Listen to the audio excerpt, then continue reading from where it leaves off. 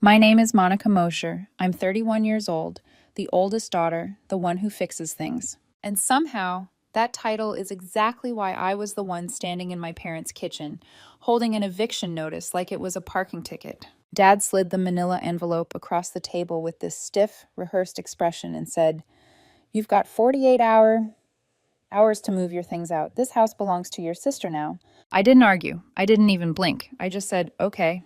Lily finally looked up from her phone and gave me this small, satisfied smile. "It's nothing personal," she said. "It's just timing." Timing, right.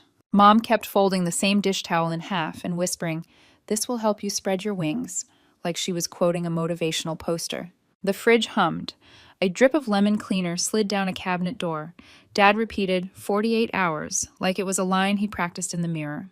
I placed the wrench I'd brought upstairs carefully onto the counter, like a loud noise might break the room, and walked back to the basement. It hadn't started with that envelope. That was just the moment the dam finally cracked. After college, I'd moved into the downstairs apartment of the duplex Grandpa left Dad. The place was old, damp, and slouching in corners. I told Dad I could stay, fix it up, and pay rent to help with the mortgage. He nodded like I'd just solved a math problem he didn't want to think about. Downstairs rent was $600. Market rent was $12,200. I told myself I was lucky. I learned everything from online videos, floating drywall, rewiring outlets, mapping the breaker panel, installing cabinets after the flood ruined the old ones. I kept a spreadsheet, cataloging every cost, every hour spent rebuilding a place I didn't own. I never asked for thanks. There rarely was any anyway. Meanwhile, Lily drifted from job to job. Bartender, vitamins sales rep, a startup that paid her in pizza and equity. She'd show up at the duplex with a suitcase and say she just needed a couple weeks. That always turned into 3 months. Mom would beam and say, "You're such a saint," as she handed Lily the spare keys. I loaned Lily $1,200 once for her car. She promised she'd pay it back. Next Friday, then after her tax return, then after her wedding. Eventually, I just stopped asking. Even Dad would call. "The tax bill came early. Can you float $300? Or, "Roof guy needs a deposit. Can you cover $500? I'd send the money, keep a receipt, and swallow the irritation. My boyfriend, Ethan, would ask, "Do they ever stop needing things from you?" I'd laugh and say, "It's easier if I handle it." "Easier for who?" he'd ask. I always changed the subject. In March, Lily got engaged. Travis came with expensive shoes, a curated beard, and sentences like, "We're building a brand." He took speakerphone calls at dinner. Dad loved him. Mom called him visionary. I watched him order 2 appetizers and not touch either, and something in my jaw tightened. Ethan met him once and later texted me, "He talks like someone who's never paid rent in his life." I typed back, "It's complicated." It wasn't.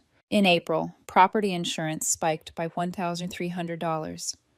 Dad texted the family group chat. "Everyone has to pitch in to keep the house and the family." Everyone meant me. I drained my savings to send $1,000. Dad replied, "You're a good daughter." Lily wanted to use the upstairs for wedding content, my hallway as a backdrop, my living room as her studio. She suggested I move into the storage room for a few weeks. Mom said, "Be flexible, Monica." Dad added, "It's her time." "It's my home too," I said. No one listened. A week later, Lily stood on the basement steps while I patched drywall. "After the wedding, Travis and I will be out. He has a plan." "For what?" I asked. She smirked. "He's talking to investors." "For a wedding?" She laughed. "You just don't get it." She was right, I didn't. But the real breaking point wasn't Lily. It was a car ride with Mom. I was driving her to an appointment because Dad was meeting a notary. She stared out the passenger window and said, "We always knew you'd be fine, Jane." Something inside me twisted. "Meaning what?" She sighed. "Lily, she needs more." As if my reliability obligated me to sacrifice myself indefinitely. Then the papers came. Deed transfer to Lily. Eviction notice typed by a coworker of Mom's. 48 hours. Because weekends are hectic. They called it clean. It felt like being pushed down the stairs.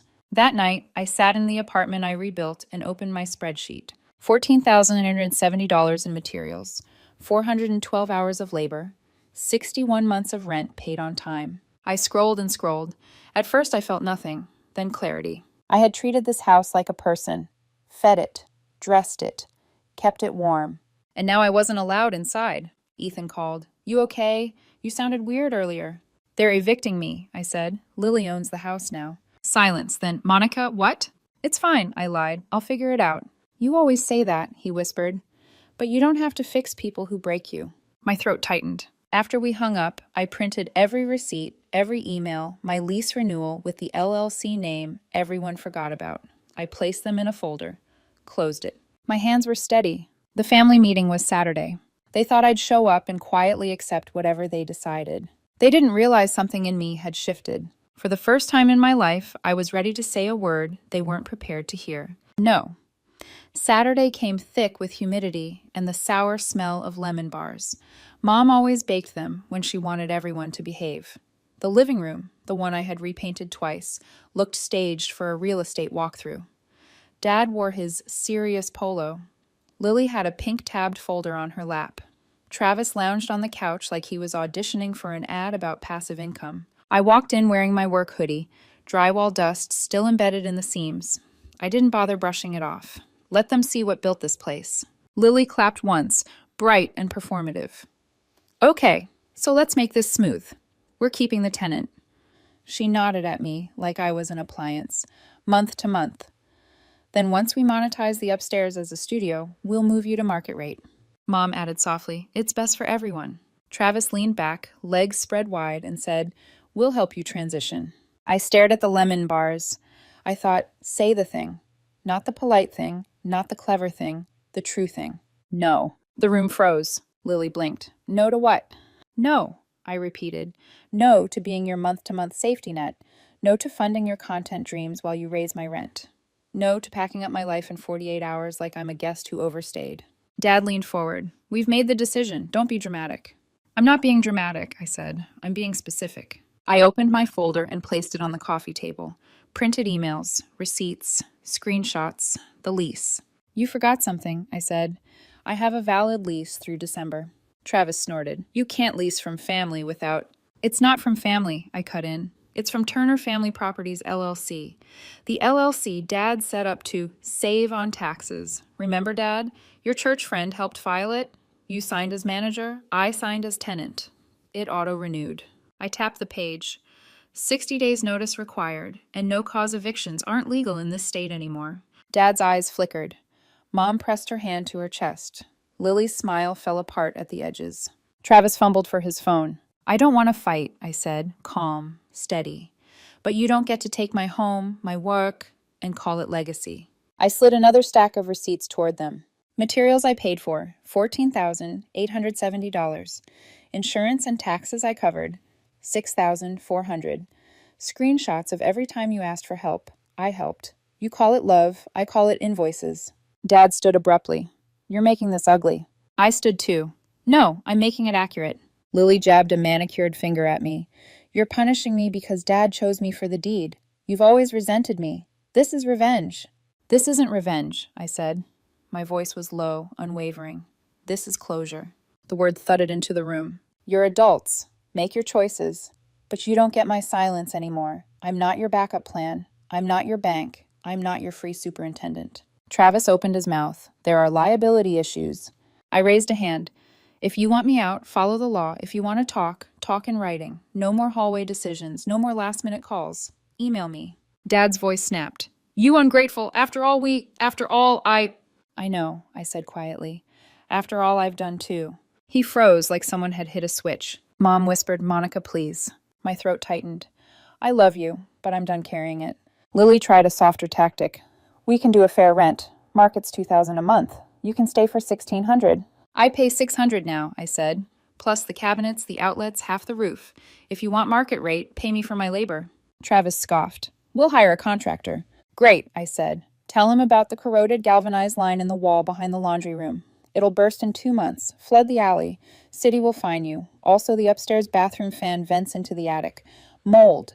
Hope your wedding content doesn't start with a remediation crew. Lily's mouth opened and closed like a stunned fish. Dad rubbed his forehead. When will you be out? On my timeline, I said. Not yours. And when I'm gone, we're square. No more transfers. No more, can you float us? I won't be in the group chat if it's about money. Dad glared. Who do you think you are? I felt something in me settle, like a beam finally locking into place. A tenant with a lease, I said, and your daughter. The room tilted under the weight of it. For once, I wasn't shaky. I was steel. I'm not fighting you, I said. I'm informing you. Email me. I picked up my folder, left the lemon bars, walked downstairs, closed my door. For the first time in my life, the silence felt like mine. I didn't rush. That was the first real change. For once, I moved at my own pace, not theirs. Over the next few weeks, I boxed things slowly, intentionally. I sold furniture I didn't want, donated clothes I'd been guilted into storing, and threw out the emotional debris of a decade spent being everyone's problem solver. Every time I taped a box shut, it felt like sealing a wound. Dad knocked the next morning after the meeting, entering without waiting, like always. We'll help you pack, he said. I didn't look up. Don't touch my things. He blinked, stunned. I had never said that sentence in my life. He stood there for a moment, at a loss, then backed out of the room. The door clicked shut behind him. A small, clean sound. The kind you hear when something ends. Ethan offered to help me move. He even offered his guest room for as long as you want, but I told him no. I appreciated it, more than he knew, but I needed a space that was mine, untouched by anyone's expectations. So I found a tiny studio above a barber shop. Old brick, crooked windows. The oven clicks before it heats. My neighbor plays soft jazz every Sunday. The window faces another building, so the light is always soft. It felt like a place that didn't ask anything of me. Perfect. On July 30th, I rolled out my last box. I stood in the hallway I painted myself, watching the afternoon sun create a gold triangle on the floor. I took one final picture, not for nostalgia, but to remind myself that I built this space. Me, not them. Lily came out onto the porch with a clipboard in hand, the new landlord pose she'd been practicing. You're really leaving? She asked, like the idea had only just landed. Yes, I said simply. She frowned. I thought you'd fight to stay. I did fight, I said, just not in the way you wanted. She didn't understand. She rarely did. She stepped back inside, and I walked away with my keys in my pocket and dust on my hoodie. The studio became home faster than I expected. I bought a small desk, a cheap lamp, and a plant I named Monica as a joke. It's somehow still alive. Some days I wonder if that's symbolism. My new routine built itself quietly. Bakery coffee at 7:15. Hospital shift. Walk home. Some nights I read. Some nights I fix nothing. Fixing nothing felt like rebellion. Calls from my family dropped from 27 missed calls to 4, then 2. Now 1 every few days. From Mom. Pictures of a casserole she made. A blurry photo of the cat. I answer those. Only those. Group chat messages about bills go unread. Money feels different now. Like freedom instead of obligation. I send $50 weekly into a savings account labeled Not an Emergency. It's small, but it's mine. And I'm building something, even if it's just a quiet life that belongs to me. Lily texted me once, a photo of the upstairs, repainted, captioned, "We fixed the fan." Travis added, "We're pivoting to long-form content now." I replied, "Good luck." He sent a thumbs up. It cost me nothing. Dad still hasn't apologized. Not in the way that counts. He emailed once. We did what we thought was best for the family. I replied, I know, I did too. He never wrote back. Closure isn't always a slamming door. Sometimes it's just recognizing which ones you don't walk through anymore. The biggest shift was internal. I stopped being the floor everyone stood on. Stopped being the wall that held the house up. Stopped being the wrench, the glue, the daughter-shaped safety net. I became a person with boundaries. Now when a bill comes in, financial or emotional, I ask myself, is this mine? If yes, I pay it. If not, I don't. My name is Monica Mosier. I'm 31 years old. I hold the lines that belong to me. And I'm finally done holding the ones that never did.